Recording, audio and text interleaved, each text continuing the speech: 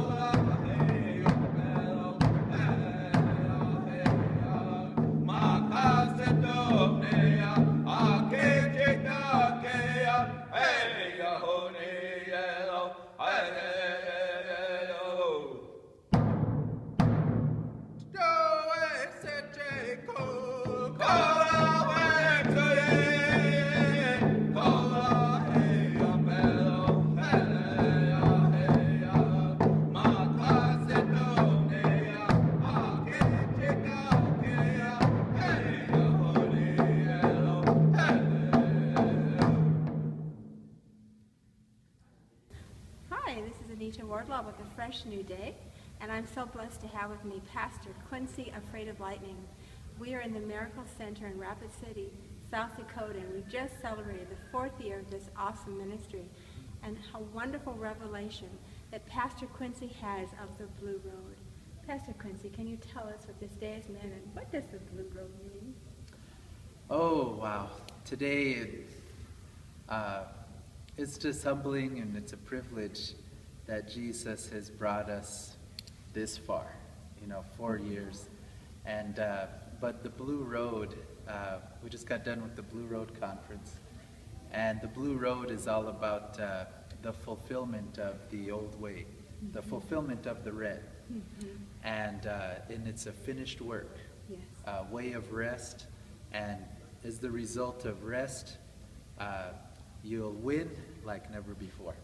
Yes. Yes. Yeah, you have Yes. to work real hard to lose Yes. by walking the Blue Road. Yes. So, Yeah, you said many people, many groups all around the world are really trying. Everybody wants to do right. That's correct. Correct. But there's a special scripture that you said about entering to the rest of God. Can you tell us a little more about what you said today? Yes, in Hebrews chapter 4, you'll find the only place in the Bible that God tells us to fear. Yes. When God says to fear God, it's to not be afraid. Yes. Because if we're afraid of God, I tell you that whatever you're afraid of, you're going to end up hating. Yes. And you're going to end up resenting. Mm-hmm. So the type of fear that God talks about, God-fearing men, is a respect. Yes. It's an awe. But the only place where God says to be afraid in the Bible is in Hebrews 4. And he says to be afraid that you're not resting. And so it's amazing because that's the one thing that we're not afraid of. God says not to worry, we worry. We're not afraid of worrying, but God says to rest. I tell you what,